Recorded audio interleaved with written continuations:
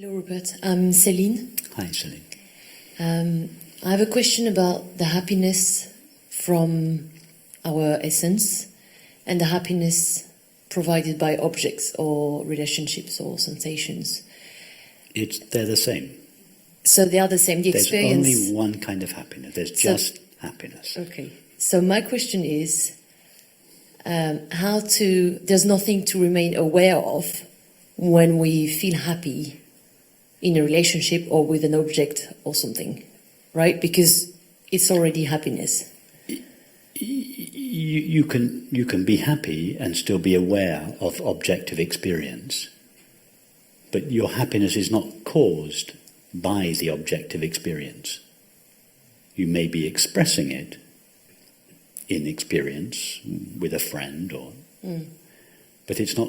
The happiness is not caused by the experience. So there is nothing to go back to, or is there? Do we need? If I feel happiness in a situation, do I need to ask myself on whose behalf do I feel happiness? No. If you feel happiness, you are where you want to be. Do you live in France? No, I live in Cambridge. Okay. Well, what I was going to say was once you've taken the Eurostar from Paris to King's Cross, let's say once you've taken the journey from Cambridge to Buckland Hall, you don't investigate how to get to Buckland Hall. You're already here. Yeah.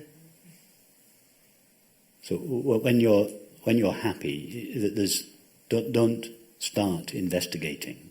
You're already where you want to be. Yeah, but then when that is taken away, I suffer. Well, in that, if you feel that your happiness is taken away when the object is taken away, then your happiness was dependent, or seemed to be dependent, on the object. Okay, but when is there an edge, or I get confused, I think at some point, because a situation provides me with happiness, I forget that this is not the situation that makes me happy. The situation doesn't provide you with happiness. The situation brings your desire to an end. And when desire comes to an end, or the seeking mind comes to an end, your true nature of happiness shines. So the situation, the person, the object, the substance has temporarily brought your search for happiness to an end. And when the search comes to an end, the activity of your mind comes to an end, the mind temporarily dissolves, and there your true nature of happiness shines. If you feel that your happiness is derived from and dependent upon the object or the relationship, then when the object or the relationship, the object disappears or the relationship comes to an end, then the happiness will also seem to come to an end. Yes, so that's the experience I make, but I wonder at which point did I get lost between what is the source of happiness? Just by believing that an object or a relationship can make you happy. That was the mistake. Allowing your happiness to become dependent on an object or a relationship. That is a recipe for misery.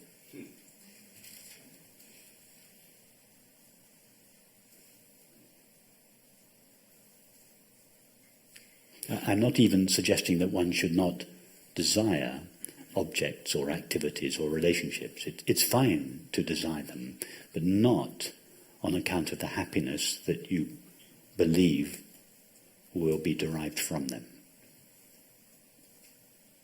So is there a point of being in a relationship then? To share your happiness. Okay. To celebrate your happiness. To communicate your happiness or your peace or your love. Yes. Okay. But if you're in a relationship in order to find happiness, you will demand that your partner behaves in a certain way in order to produce happiness for you. Now, as long as he or she are behaving in that way, you will be happy. But the moment they stop behaving in that way, and they do something that conflicts with your idea of how they should be, you will start experiencing unhappiness, and the conflicts will begin. Anybody recognize anything when I say?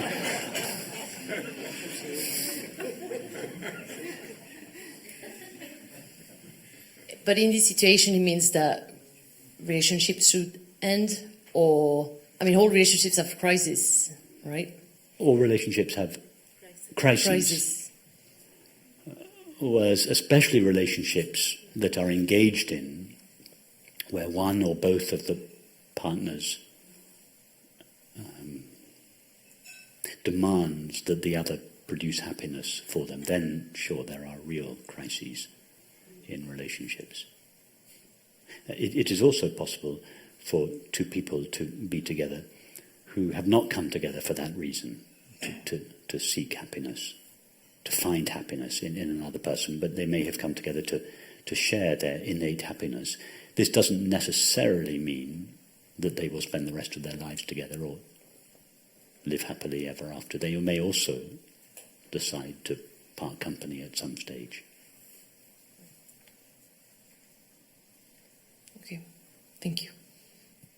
But if there is conflict in a relationship, the conflict can almost always be traced back to the fact that the other person is not behaving in the way that we want them to behave in order to produce happiness for us.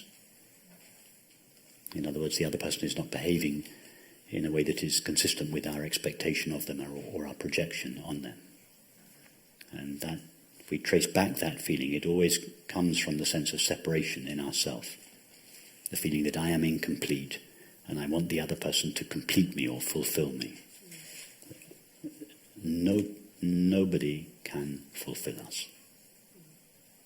That's something we should all learn very early on in life when we're just embarking on intimate relationships. Don't expect your partner to fulfill you. They won't and they can't. And if we expect them to, that there will be a crack in the relationship right at the very beginning, which sooner or later that crack will, however well we manage to paste it over, sooner or later it will open up and develop into conflict.